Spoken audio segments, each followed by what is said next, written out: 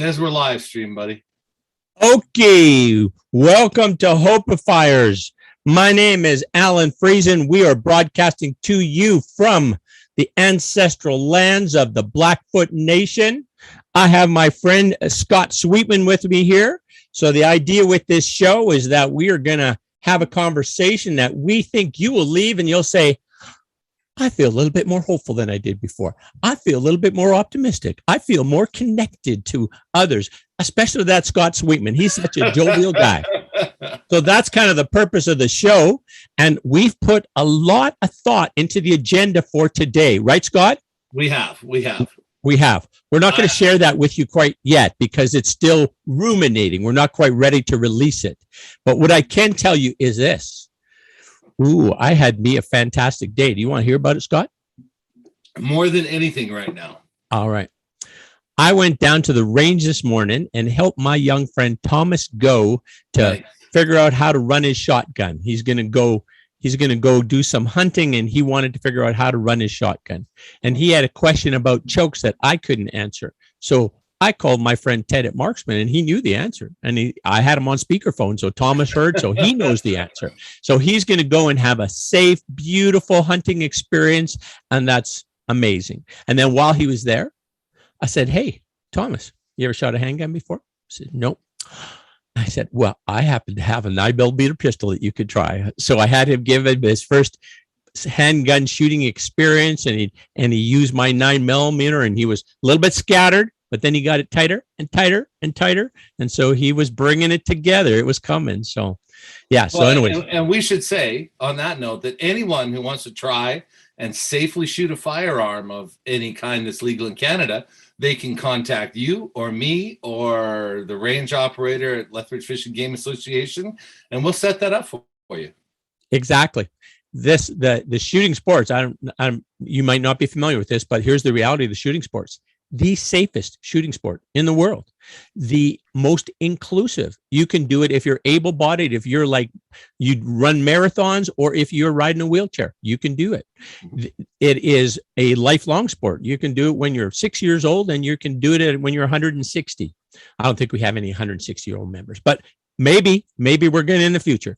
And so it's a very, what would you say, a cooperative sport. Right? If I went and Scott was the best marksman at X sport, and I came to Scott and say, Scott, I want to learn how to beat you at this sport. Scott would spend all kinds of time with me to help teach me how I could do better so I could beat him. So it is a very... And I would loan you my gun to do it. Yes, exactly. So it is a different sport and recreation type experience. It is a different competition type experience. It is in a good way. We think, and many of us are very much on the same page, that firearms are a tool to teach responsibility. And so using them, basically you take our normal lives that we have decisions, those decisions result in consequences, and we're relating that to this 1 second exchange where you press the trigger and the bullet goes there. That's the path. You caused it. So let's relate that to life. If you're a little bit off over there, it's a little bit because you're off here. The further on that goes in space and time, the more pronounced that concern becomes or that challenge becomes in your life. Would that be a fair way to say that, Scott? It is. And I used to curl. I grew up in Bentley, Alberta. For those of you that don't know Bentley, it's a thriving metropolis of about 650 people in town. Most of us grew up in the countryside around it. Hockey and curling were the two sports. I wasn't great at hockey. I scored on my own team the first time I played, to the great disappointment of my dad, who was some kind of hockey star. So I took up curling, and our curling instructor, whenever you would miss, he would say you weren't true on that shot. And, it's like with target shooting. If you're true, you're going to hit the target and everything's going to go okay. It's when you start getting, jealous of, oh, so-and-so shoots better than I do, I want to shoot as well as they do. Or when you start letting stress, or when you let your mind wander or not focused. But as long as you stay true to what you're doing at that time and focus on what you're doing, the bullet will pretty much find its way right to the center of the target. And, I like that terminology of being true. And I think that life is like that too. If you're Yes. true to your goals or your dreams or your hopes, you'll succeed. And that's sort of where I want to go tonight. As I told you, I've been doing some research on the mechanism of hope. Yes. We've talked esoterically, and what does hope mean in religion and psychology, and what does it mean to you and I and other people. But my research since that time has been about, okay, what can we do, and is there any proof that hope can actually do something? Okay. Okay. And so that's something. I'm not finished, but we sort of jumped the gun tonight a little bit, so I'd like to work that in. Okay. But just going back to shooting, Yes. Safe Society, which you and I started up, Yes. the shooting program of that. There was people before me involved in the creation of the organization. Oh yeah, but you created the program. We had this. The society was in place. You created the program that really made it flourish. So well done, Scott Sweetman. Thanks. Well, lots of other people, and like this time, my health didn't even allow me to go down, and other people like Michelle Sylvestre and Fleur and the girls. So we have. I'm very proud of that, of Team Sweet and the work they do. It's amazing work. So, yeah. But we had mentors like Kale. You know Kale very well. Kale came down and helped mentored, and the program's become so self-sufficient that now we have people that came through as little ones that are taking on that responsibility as young adults, and they're passing on their knowledge and their passion and nice. Their skills. But so I think, don't quote me, but I think we had about 12 people come through. We've changed it a little bit. So we do an introduction to firearms where we teach, they do shotgun one night, they do rifle another night, and then the next 3 nights are pistol, because the program was really designed with pistol. But we've had a lot of people say, hey, I've never tried rifle. Could we try that? I've never tried a shotgun. Can we try that? And as you know, the LFGA community has a lot of opportunities in many, many different sports. Mm-hmm. So we decided to bring that in. But at the end of it, and we just finished last week, all the kids want to take their black badge course. Cool. And they want to carry on. And so, to people who don't know, this is kids that, now there's some that are too small and they're going to have to take it next year, but their desire and their commitment was there.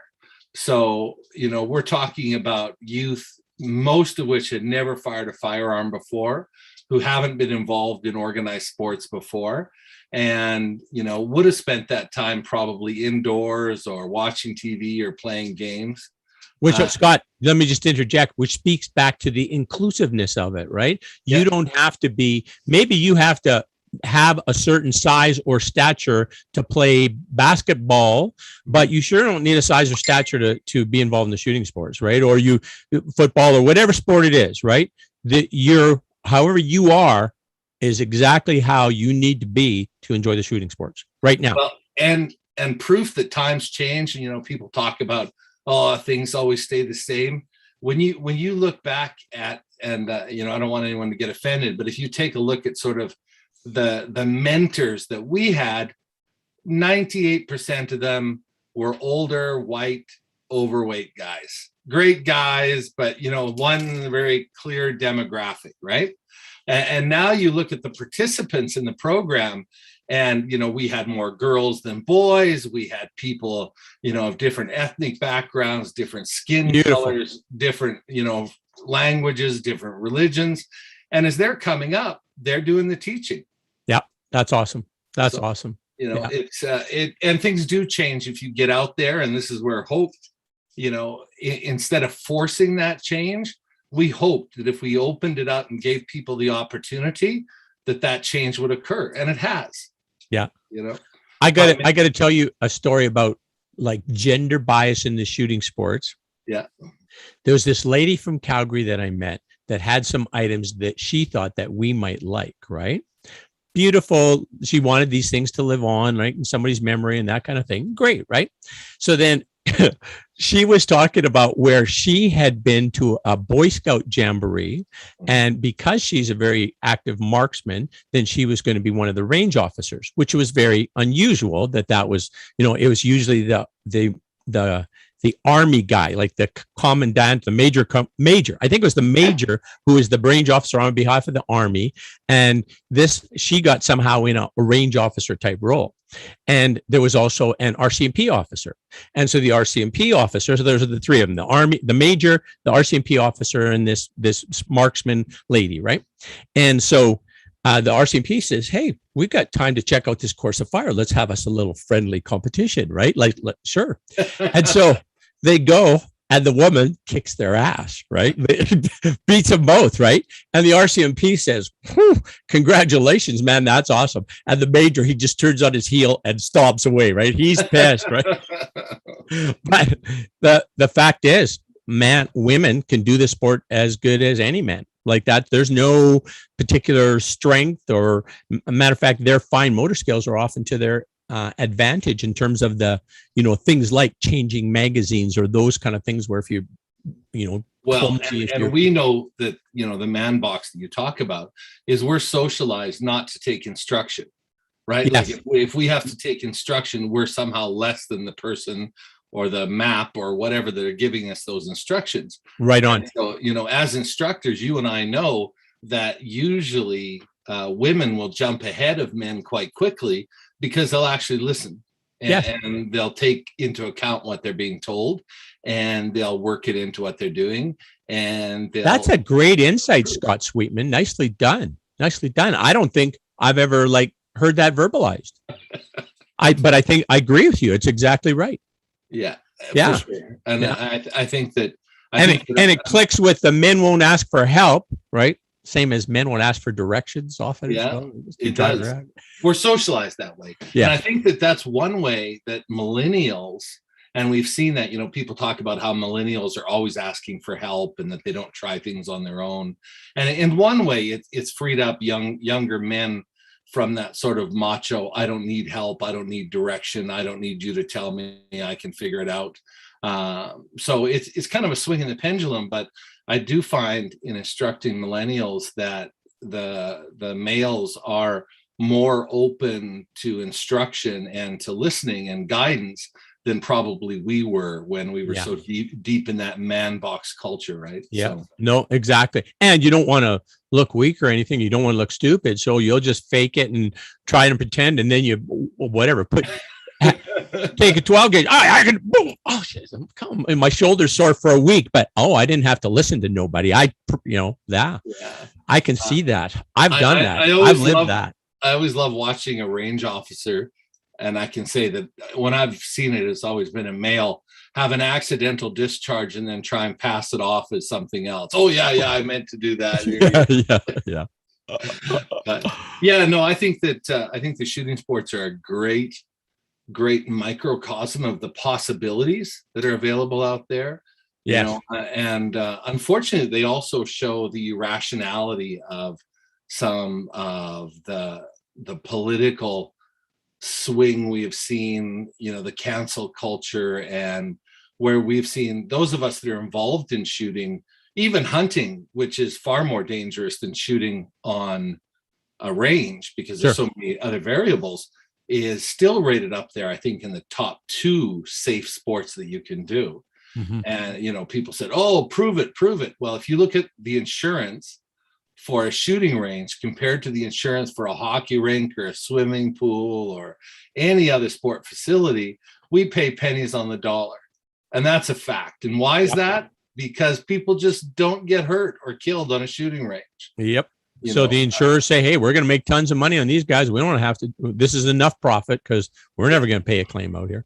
Not that it never, ever happens. I mean, you can get hurt in your own home sitting in your easy chair. So things certainly can go wrong, but statistically, incredibly safe. And it adds so many positive things to what's going on. So, but I just wanted to add that in there. Like I said, if people are interested, they can contact you directly, me directly. They can contact Lethbridge Fish and Game. They can contact Safe Society. They can contact Chinook Country Shooters. These are all local organizations. If you're into black powder, there's a black powder club. Lots of opportunities in our area to get involved in safe shooting. And that's completely different from what you see on the news. It has nothing to do with, gangs and violence and, anything of that nature. You and I have been shooting for years, and we've never ever shot at anyone ever for We any reason. So, collectively, the two of us have many firearms. And you might say, oh, that's too many. Why do you need so many? Because there's different ones for different sports, different applications, different things you're trying to do. Why do you have whatever? How many golf clubs are? There's different tools for different applications, but they are all firearms. We don't own any weapons, not zero, not no weapons, because a weapon is used to hurt or kill somebody. Ours are for making holes in a piece of paper and knocking pieces of steel down. It's a tool to do a job. So different sport, safest sport, inclusive sport, amazing sport. Women do just as good as men, better because they listen to instruction, easier, where men are in the man box thinking, oh, I don't need to listen to this guy. I'm tough. I know what I'm doing. So, well, and sort of a crossover to the other show that I'm very happily a guest on sometimes, 1,000 Ways to Kiss the Earth, 1,000 Ways to, help the little guys. It's a sport that a single mom can get into with their child. We've seen so many moms come down and, dad's either busy or not in the picture or overseas or something. And, they have children that they want to expose to these things. I know my mom took us fishing and shooting and tried to be both mom and dad after my parents were divorced. And shooting sports in our area is a fantastic opportunity. Youth don't pay. You don't need a license. They don't need to pay for ammunition. You don't need to buy a gun. You don't take anything home other than some great targets and a lot of fantastic memories. So, if you're a single parent or parents who want to expose your children to something that you yourself may not be able to do or comfortable to do, bring them on down. We'll take care of them and make sure they get a good experience and good memories. Yeah, exactly. Amazing asset we have in this community. Incredible. Crazy. Yeah. Okay. World class. So are you ready for the hope, or do you want to hear more about my day? I want to hear more about your day. I hadn't forgotten. All right. Well, I was chatting with this guy, Canadian border services guy, who are using range 7 right now. I never even asked his name, but we had a beautiful chat. This was his last day. He had resigned from CBSA. He's going to look at other opportunities, and good for him. Like, a lot of the work he was doing was transporting criminals, and he didn't, it's kind of not a fun job to be doing that. Right. So he was changing up on his life. And so we had a nice chat. We were letting people in. I was waiting for Thomas to show up. We had a nice chat. And then I was leaving. I walked over onto the range 7, and they're in the middle of instruction. They're, excuse me, sir, what? And I said, yeah, just one sec. And so I looked at him and said, hey, I just wanted to, wish you well in your change in your life and you're changing your career. I hope it's going to be fantastic for you. And then just said, sorry for the interruption, and booted out of there. Right. But I think it probably made him smile. Well, I saw him smile. I know it made him smile. So, yeah. Good. Well, hope, right? Yes. You have to have hope that when things aren't the way you want them to be, you have to change them. And like we talked about before, hope is a great tool to making that change and making that adjustment. So, and hey, sometimes it's just little changes, right? Small changes over time make huge differences, right? And so, what's the next little tweak you can make that would make tomorrow 1% better than it was today? Right, Scott? Don't you think that's a good way to? I think it is. And that sort of brings us into what I wanted to talk about. And perfect. Unfortunately, we like to see more people calling in or leaving us comments. But as you know, people sort of run into us in our daily lives and say, hey, last night on the show or last week on the show, you said this. Tell me a little bit more about that. Right. And so one of the things that I was asked about was, what's the difference? When I was talking about hope, was I really not talking about optimism? Was optimism a synonym for hope? And I don't think it is. I think that optimism and hope are two different things. A pessimistic person can still have hope. Right. So okay. I think that hope for me is very, very specific, and it's usually focused, right? So optimism generally isn't focused. Optimism is generally sort of pervasive. It's something that, permeates the things you do. It's like cologne, where you go, the scent of optimism or pessimism follow you around, right? Oh, that was very nicely done, Scott. I got it now. Oh, what a nice way to express that. My goodness. I got an A in English, Al. That I can tell. Very talented. I love that. I want to write some songs. And so maybe you and I should write songs. I kind of have like little bits of lyrics, and then we'll fill it in, and then we'll make up songs, or maybe like a spoken word thing instead of a song. Well, I don't sing, you sing, but as you know, you're the world's best editor. Like, you can edit like no one I've ever. If I make a mistake, Al can catch it. One-eyed, probably, no sleep for a week. Al can still give me one heck of a job editing what I do. So not really, Scott. I read it out loud. That's the editing trick. Read it out loud. Oh yeah. Okay. So that does it every time. Spoken then. Okay, I'm just trying to put up my notes here in a sneaky way so you can't all see that I'm looking at my notes as I go. Oh, man, you pulled it off. Nobody noticed, Scott. Because I was, I'm fumbling. Because I'd actually planned to do this next week, but, it sort of worked out that we could do it this week. All right. So what I've been doing is looking at academic studies. I don't think everything is in the realm of academics, but they're required to put down their sources, right? So right. When I read something, if I don't agree with them, I really like to see a source that I can go back to and get the information right from the horse's mouth, right? Sure. So the dictionary places hope closer to wish than optimism. To wish. Okay. Yeah, to wish. And it really is a desire, or a really strong anticipation for something specific to happen. Okay. Hope's related to a specific thing and is more of a wish in nature. Okay. Right. So optimism is more broad and, a good feeling where you can feel like crap, but still hope, right? Still have hope. Tomorrow is another day. Exactly. And so with that hope, we have a mechanism to affect the thing that we're talking about. And so hope is a focused energy. And, anytime you take energy, even a small amount of energy, and you focus it, it becomes a force multiplier, right? Mm-hmm. I mean, as a kid, most of us have started a little fire, hopefully not in the coolie system, with some magnifying lenses. All we're doing is focusing that same amount of energy. There's no more energy. It's just focused. Right? Yeah. Well said. So I think that optimism and hope share the commonality that the desire is something better, but hope actually has a mechanism, and that's by focusing whatever positive energy is there, even if it's a minute amount. We've used a power multiplier, which is a power multiplier. Yeah, I believe it is. Okay. And in that, it's really vital, because it gives us the ability in really bad circumstances for us to not only focus that energy, but to feed that energy. So we can look for things specifically to add to that energy. And because it's not this big, broad, open feeling, it's pretty easy for us to say, that's going to fuel my hope, or that's going to poison my hope. Right?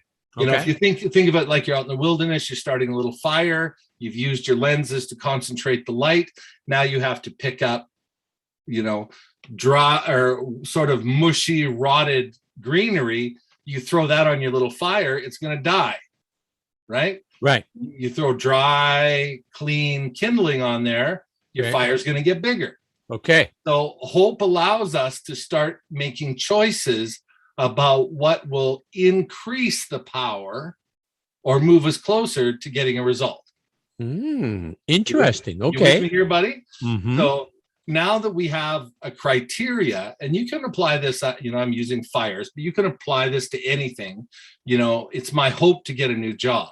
Well, once you focus that energy and you're focused on getting a new job, you can start saying, well, going out for a beer tonight with my buddies is not really going to add more power to my hope fire, right? About getting a new job. But, staying at home and researching the company and finding out what their goals are, finding out what they've done in the market over the last 5 years. Smart you are, Scott Sweetman. Well, that's going to add some of that dry kindling to our fire, and that's going to help build more force for us to make that hope a reality. Nice. How did you like the Yoda, by the way? I did. It was right on. Okay, cool. Okay, carry on. Yeah. I can't do Yoda. It always sounds like I'm some kind of weird pervert hanging around a schoolyard. So I avoid trying to do the yoga. So this one I'm going to read here. This is a report by the American Psychology Association. Okay. And this is a study they did. I have references. We can probably add them on here. But children who grew up in poverty but had success later in life all had one thing in common: hope. Okay. Dr. Valerie Mahomes, who worked on the research, said hope involves planning and motivation and determination to get what one hopes for. Okay. And so, we talked about before how you have to turn just the feeling of hope into some sort of action, right, to realize hope. And so I think it starts really small. Like let's say we're that pessimist, we're that really dark, we're in a bad spot, everything's terrible, but we can eke out just this tiny little amount of hope, right? Yeah. And once we've done that, any amount of focus that we can give to that hope is a force multiplier that will help that force grow. Making a little decision, once we've got that, then we can more easily filter out things that won't add to our power to realize that hope, or things that will add to the power, right? Because we have a criteria now. Go back to my fire example. Right. I understand. So we can choose those things that will add to the fire. That's it. This is well said, Scott Sweetman. Scott, you're impressive. You're more nuanced than I've given you credit for, my friend. Good job. Okay, carry on. What else you got to teach? So we then can start looking at the next step forward to realize that. So we can start planning.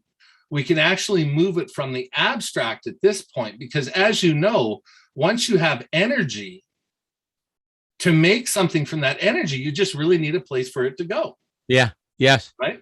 So we can start developing the pathways. And Valerie, when she looked at this, she said planning, motivation, and determination. And so by that little spark of energy, by focusing that, we can start looking at planning. Like what can I do here? Well, I usually go out with my friends, for chicken wing and beer on Tuesday nights. What if I said, at the very least, I'm going to take that same 2 hours, I'm going to save that money up so that I can, buy a new suit to interview in, or, get a haircut so I look good on interview day. And I'm going to spend the time researching for that new job I want. So suddenly that planning has brought a whole bunch more force multipliers to the party, right? Wow. Now well said, Scott. For a new suit. Now we're starting to do some research and learn more about it. Yeah. Yes. And once we see that happening, once we see our little piggy bank getting quarters in it that we didn't spend on hot wings and beer, once we start to really understand more about the company and the complexities, and we can talk about it with more authority, what we find is that we get more motivation. Right? Because we've moved things along. We're another step closer, which helps clarify. Oh, yeah, look, we're going in the right direction here, right? That Nothing motivates better than success, right? Yeah. And, boxers, anyone involved in professional sports or goal attainment, find a little win and build on it, right? The whole process is really about multiplying the positive force of hope and turning that into a reality. Scott, you help me express this, because I think this is how it works, and I want your opinion on this. I think we are right now, we are everything we need to be. We have enough. We are enough right now. Like, we don't need anything different than we are today. We survived today just fine, got through everything. We're all good. We're unscathed. We've survived for another day. So we are complete the way we are right now. But does that mean we can't grow and learn? No, that's what part of life is, right? Or a big chunk of it is growing and learning, right? And so that's great. We have, even though you're wanting to look at something and add more hope kindling onto your hope fire, which is a beautiful thing. That's not because there's anything wrong with you today. That's because you hope for a better version of yourself tomorrow. Would you agree with that? Oh, absolutely. And everything I've said, if you go back through, everything I've said comes from within yourself. Yes. Right? Yes. Like it really comes down to making choices and decisions that will empower you to follow a pathway that you've already chosen. Because when you have that first little bit of hope, all you need to do is focus it, start to build your resources, make some this choices. This little light of mine, I'm gonna let it shine. This little light of mine. Yes, carry on, Scott. Sorry. Amen. No, I think that's exactly right. And then so, and I used, just a simple example. I know when people are going through government programs to get a job, you have to get a haircut, and you have to, get a suit, even if it's borrowed from an uncle or Sally Ann or wherever. Sally Ann, that dated me, didn't it? I love it. Yeah. Thrift store. Yeah. Yeah. So, I'm sorry. Whoops. I understood. You and me are on the same page, buddy. But others might say, what the hell is he talking about? Yes. Yeah, but it could be anything. Maybe you need a pair of snorkels and dive fins for whatever your hope wants to take to you to, right? Right. And it's not about manufacturing those things. It's not about those things falling from the heavens. It's about you multiplying that hope to the point that you can obtain those things. Mm-hmm, mm-hmm. And that power comes from within you. It's not the object. The ability to get that object fairly and honestly is just about making decisions, setting priorities, and remaining focused on that thing that you hope from the beginning. And having some patience, let it unfold, right? Exactly. Yeah. And it might not be the exact path you thought it would be. Yeah. What's the story about the Buddhist story about the guy with the horse, Scott? We talked about that last show. You can't tell that story. There's no limit on how often that story makes sense. Yeah, that's true, and it really is. Let's see, right? Let's see what happens. Today might be a little odd. Geez, he took a kind of a bad bounce. Just wait, just see. It might have been a good bad bounce. I've had several times in my life when I had a little hip check from life, and it kind of, I'm on a better path here. Thank you. I didn't see. So it can happen. It can. Yes. But the ultimate point here is that hope is a tangible starting point, and it's not an abstract thing. When I was a kid, I played an evil game. I don't think it's evil. I'm making a joke from our time. Dungeons and Dragons, right? Do you remember that one? Oh, it was going to turn us all into zombies and devil worshippers and all sorts of things, right? And I remember one time thinking, wow, wouldn't it be amazing to have magic, to just want something and wave your arms in the air and say some words and that thing would happen, or to find that genie and rub the lamp and the genie would appear and do that. And as I got older, I remember thinking about this, and I thought, okay, I called my own bluff, and I said, okay, Sweetman, if you were to rub that lamp, what would you wish for? Mm-hmm. Okay. Well, better health. Okay. More money. Okay.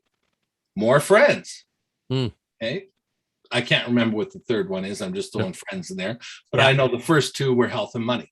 And then I got thinking, do I really need a genie for those things? That's a very astute question, sir. Yes.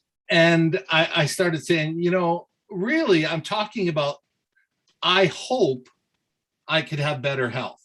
Mhm. That's really what that wish came down to, right? Mhm. And so I know from the way hope works that if I focus that hope and I start building a plan and I follow the plan and I start putting energy into the plan. Okay, And Scott, hang on a second. I got to add one thing to I love where you're going. This makes real good sense. But I wanted to share with you something that my friend Jeff, who's a yoga teacher in Canmore, taught me. Yep. And that was, a lot of times we talk about a serious effort to do something, correct? You hear that. And serious, like it seems like you got to endure pain and it's going to be difficult. And he used the word that I loved of a sincere effort. A sincere effort to, capitalize on this hope, a sincere effort to improve my energy, a sincere effort to, be more patient, whatever it is that you believe would help you be 1% better tomorrow or 1% better for somebody you love that you want to be more for them or be more help to them. Those are the things. And so I agree with him. Yeah. And that's why I use the genie wishes, because boy, if you've only got 3 wishes, you're going to be really sincere about them. Yeah. They're not going to be random. Oh, geez, I think I would like my hair to be orange today. Right. Yes. They're going to be something that you're very, very sincere about. Yes. And I agree with your yoga master friend that the idea of no pain, no gain, may be true as long as pain involves mental pain in terms of letting go of things that are stopping you or negative ideas that are blocking your path. So yeah, I think it does have to be a sincere effort, and I think that it has to be a force multiplier. It really has to be, is this moving this closer to us? But Nice. Once we get that fire started, we've pretty much got a good benchmark to hold things against and say, does this make my fire burn brighter, or does it make it smokier and risk putting it out altogether? And so, and really, of course, you see where I'm headed, that I don't need a genie to get healthier. I just need to commit to it. I need to do things every day, even a little bit every day, to get a plan, to stick to that plan, to make a commitment, to stick to that commitment. And that hope. Make the best choices you can in your circumstance. It might not be the choice you prefer, but if that's the best choice you got, then that's the one you take, brother, right? Well, and going back to, and this is where some people fall down, is they're acculturated to look outside themselves for the solution. And, I'm listening to all the governments because of elections, and, we have a really short time for an election and all these things going on. They're promising so many things that really come down to things that have to be changed inside ourselves. That just giving us is like the, teach a man to fish kind of thing, right? Like, and hope is about, there's really nothing that you can hope for in the realm of reality, and many things outside the realm of reality. If you start talking to people like Elon Musk and people like that hope won't bring you if you start working towards it. If you, like you said, take what's inside yourself, even if it's a small step, a little bit extra power multiplied over a long enough distance, and perseverance becomes a huge power. So yeah. I think that the things that we would want to wish for, it's like money. We can all have more money. And often most of us have made a lot of money that we've wasted on things that we really didn't want or care about. Right. And, a lot of that is just reaffirming what's most important to us, and I think just related to the topic of money, the amount that that contributes to your happiness is kind of, I think the stats are, it kind of caps up about $75,000, something like that. Beyond that, like, so, in increments of 5,000 or whatever it is, your life gets appreciably better. You can afford better options with the higher the amount gets. And then at that level and beyond, there's like no appreciation or very, very small a difference in your happiness in life, right? So just more of. Yeah, just more of. So, but I think for a person who's in that position, they can make a choice. They can say, I'm going to get more things that I can be involved in, more houses or more cars or whatever, more ships or whatever it is. Or I think, or maybe it's both if you're wealthy enough. Or you can say, here's how I can use these funds to contribute to my community to make my community a better place, to make it safer for my neighbors. And then if it's safer for my neighbors, it's safe for me. If I increase my safety and I increase your safety, everybody's safety goes up, right? And so I think there's a point, and I'm not saying it's $75,000, but there's a point that where you have to kind of evaluate and say, I have enough. Like I have enough income coming in to meet these expenses today and for the foreseeable future. That's enough, right? That doesn't mean you have to be Bill Gates. That means, or you don't have to have Bill Gates' bank account. That means I have enough that I can reasonably foresee that my income in the future will be more than my expenses in the future. That's enough.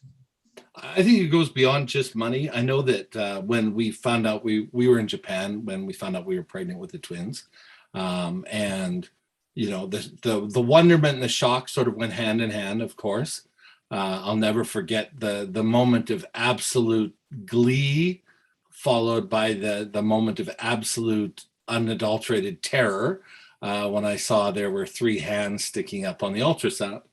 And one day we were walking through a mall, and there was a lady there dressed in ethnic clothing and really, really dark skin. And she stopped us and put her hand on Fleur's tummy, which usually Fleur reacted to negatively, but in this case she didn't. And the woman said in a sort of thick accent, she said, "Don't worry." She said, "In our country, we believe that the universe or God or whatever you call it will never give you more than you can handle. And he will provide, it will provide whatever you need beyond what you can handle." Mm-hmm. And it's been true. You know, there's times where that's your experience. It is. And you've had some very tumultuous times in your life. Yeah. And there's times we were broke, and there's times that we weren't. And there was times that, you know, health was an issue, and there's times that everything was going good.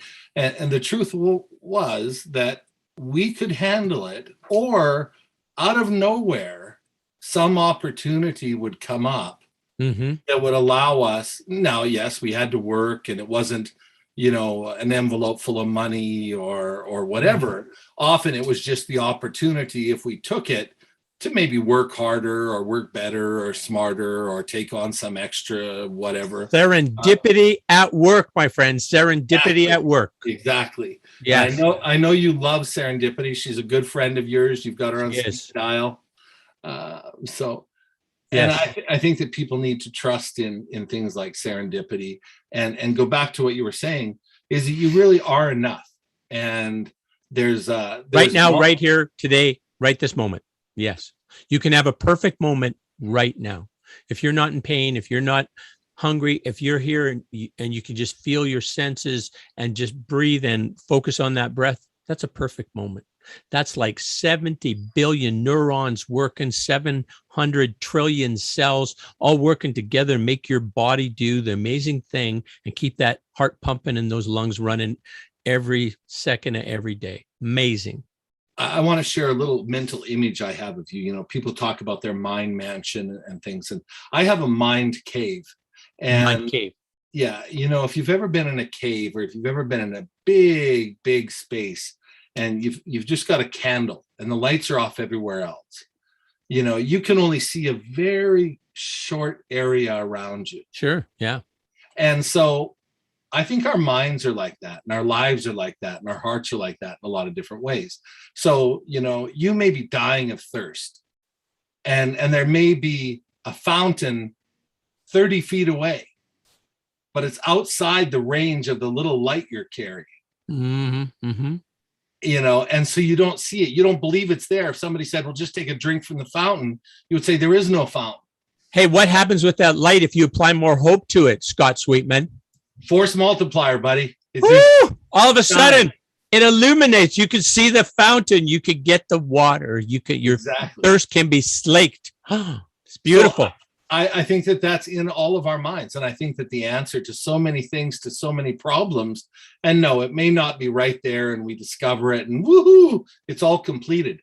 But, you know, it may be the map. It may be, you know, the inside of a fortune cookie that tells us, you know, to have more hope because there is, you know, somewhere in this big dark cavern, a way to get water to satisfy our needs. So I do think that everything we need is in us, but it's not always immediately visible.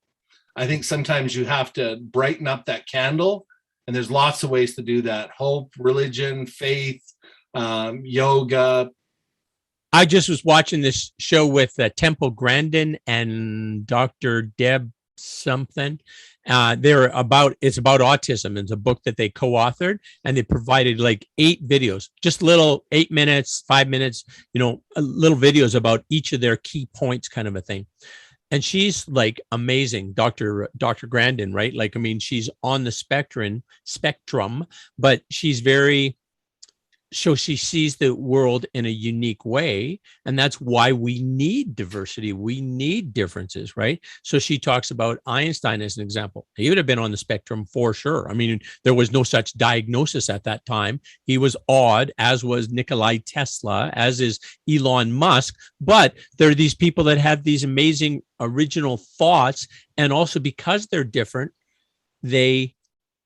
they live their true authentic self. They're on that path. They just say, yeah, I'm different and I'm going this way. And if you don't like it, well, don't watch or don't participate. Like, this is the way I'm going. I love their just strive to be authentic and focus on, here's strengths that I have. In her case, she talks about strengths and interests and not to confuse the two.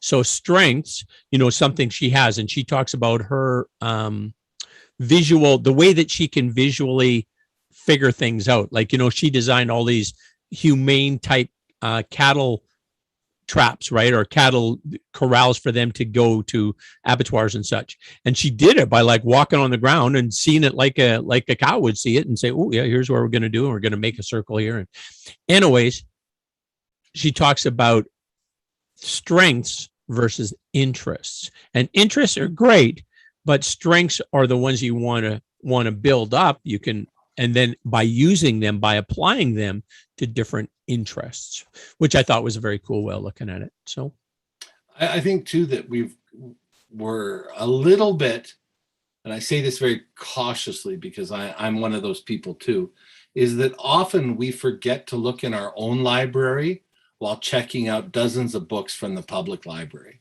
And, you know, listening to a class on something, taking a lecture, all of those things are really good.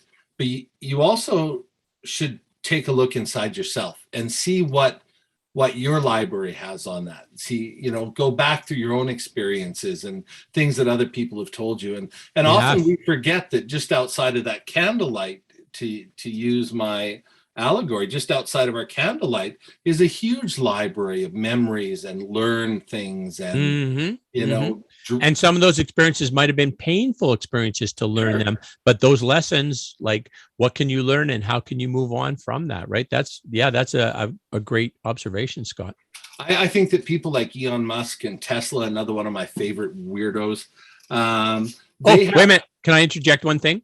Yep. On the show that we were doing last night with Noah from Youth One, we had the thing about weird, right? You know, the weird, and said, you know, isn't there a better way? Weird has a negative connotation. So we've concluded it's outlier. If something is currently weird, we're going to refer to it as outlier. That makes more sense. We got a bell curve. We have people that are outliers on either side, and that's okay. They're just not in the bell curve, and that's all right. Fair enough.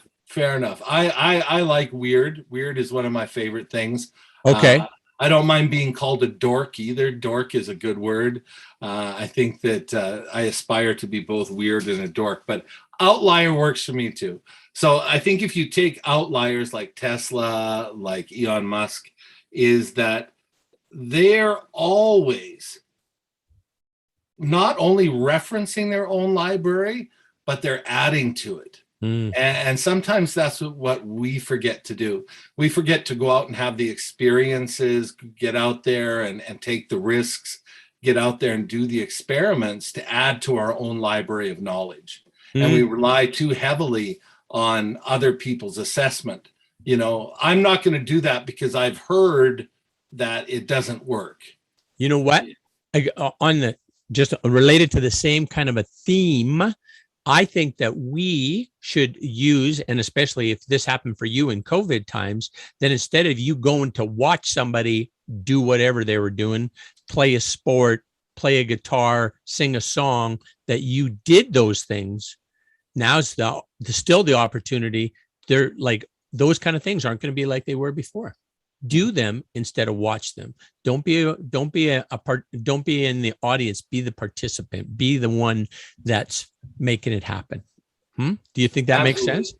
And I think that was sort of the hope of social media like TikTok or Instagram, that people would become the creators. Of course, it's gotten corrupted by money and sex and all sorts of other things, and it's become the realm of heavily produced things. I know, Al, that your music show is part of that industry, and that my reputation for sex and nudity is overwhelming the internet. Yes, I know. Whatever. I think it's just because you've lost so much weight and you look so good that your sex appeal rating has gone up, and it just maxes. Too sexy for YouTube. I know, man. That's a burden, but whatever. Like that old song, "You're not too sexy for your shirt. You're too sexy for your show." There you go. Pull that one out. So yeah. But hey, I think we got to wrap this up. Jesse's giving me the hook. He says he's got another show going. So thank you, Scott Sweetman. It was a pleasure chatting with you tonight. Always a pleasure.